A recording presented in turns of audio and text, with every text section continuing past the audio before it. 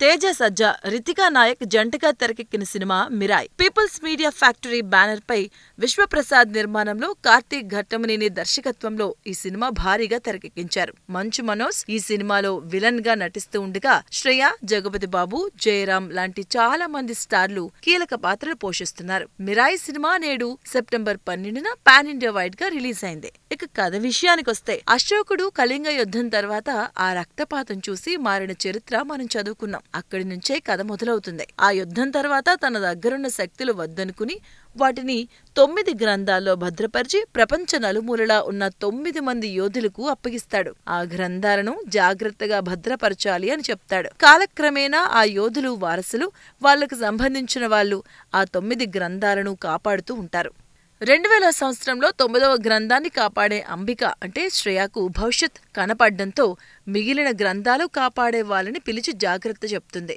ఈ గ్రంథాలను ప్రపంచాన్ని కాపాడటానికి అంబిక అగత్యముని అంటే జయరాం ఆదేశాలతో తన కడుపులో ఉన్న కొడుకుని పుట్టగానే వదిలేసి కనపడకుండా పోతుంది. 24 ఏళ్ల తర్వాత అప్పటికే మహావీర్ లామా అంటే మంచు మనోజ్ 6 గ్రంథాలను స్వాధీనం చేసుకుంటాడు. దీంతో అంబికా ఆశ్రమానికి చెందిన విభా అంటే రితికా నాయక్ అంబికా కొడుకు వేద అంటే తేజ సజ్జాని వెతుక్కుంటూ వెళ్తుంది. వేద ఓ అనాథగా పెరిగి స్క్రాప్, డూప్లికేట్ బిజినెస్ చేసుకుంటూ ఉంటాడు. విభా వేదని కలిసి ఇవన్నీ చెప్పినా మొదట పట్టించుకోడు.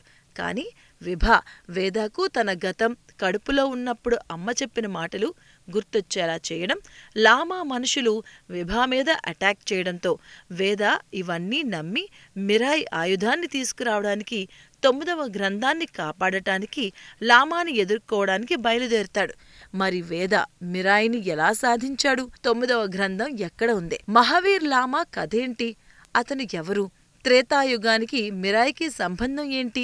మధ్యలో పోలీసులు వేద విభా వెంట ఎందుకు పడతారు? ఇవన్నీ తెలియాలంటే తెరపైన చూడాల్సిందే. హనుమాన్ హిట్ తర్వాత తేజ సజ్జా మరోసారి డివోషన్, ఫ్యాంటసీతో వస్తూ ఉండడం, మిరాయ్ ట్రైలర్, టీజర్స్ బాగుండడంతో ముందు నుంచి సినిమాపై అంచనాలు నెలకొన్నాయి. అశోకుడి కథతో సినిమా మొదలవుతుంది. ఆ తర్వాత మహావీర్ లామా గురించి, వేదా గురించి విభా వేదాన్ని వెతకడంతో సాగుతుంది. వేదకు అన్నీ తెలిసిన తర్వాత కథ ఆసక్తిగా మారుతుంది. ఫస్ట్ హాఫ్ వేద పరిచయ సన్నివేశాలు సింపుల్గా అనిపిస్తాయి. ఇంటర్వెల్ ముందు ఓ గద్దతో వచ్చే యాక్షన్ సీన్ అదిరిపోతుంది. ఆ గద్ద కథ మరింత ఆసక్తిగా ఉంటుంది. ఇక సెకండ్ హాఫ్ అంతా వేద మిరాయిని పట్టుకుని 9వ గ్రంథం కోసం వెళ్లడం, తన తల్లి గురించి తెలుసుకోవడం, లామా గురించి ఇదంతా ఆసక్తిగా సాగిన లామా ఫ్లాష్ బ్యాక్, అతను ఎందుకు ఇలా మారాడు అనేది మాత్రం రొటీన్ కథ.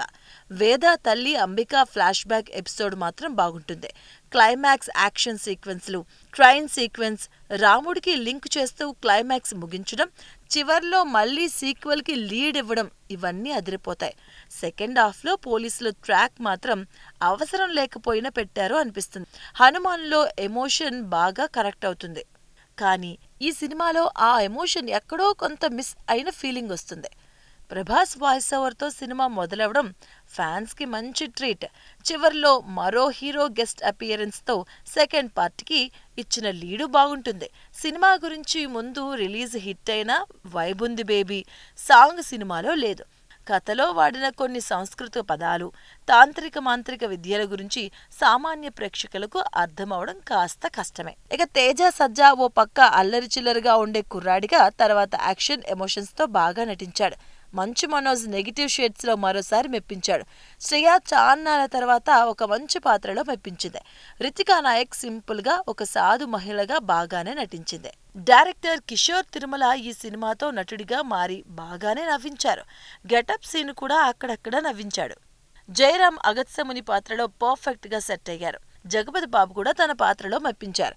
డైరెక్టర్ వెంకటేష్ మహా ఓ పాత్రలో అలరిస్తాడు. మిగిలిన నటీనటులు వారి పాత్రలో బాగానే నటించారు. సాంకేతిక అంశాలు చూస్తే, సినిమాటోగ్రఫ్ దర్శకుడు కావడంతో సినిమాటోగ్రఫీ, విజువల్స్ చాలా బాగున్నాయి. ఈ సినిమాకు విజువల్స్, గ్రాఫిక్స్ చాలా ప్లస్ అయ్యాయి. తక్కువ బడ్జెట్లోనే విఎఫ్ఎక్స్ బాగా చేశారు. యాక్షన్ సీక్వెన్స్లు కూడా కొత్తగా డిజైన్ చేశారు. బ్యాక్ డ్రాప్ మ్యూజిక్ బాగానే సెట్ అయింది.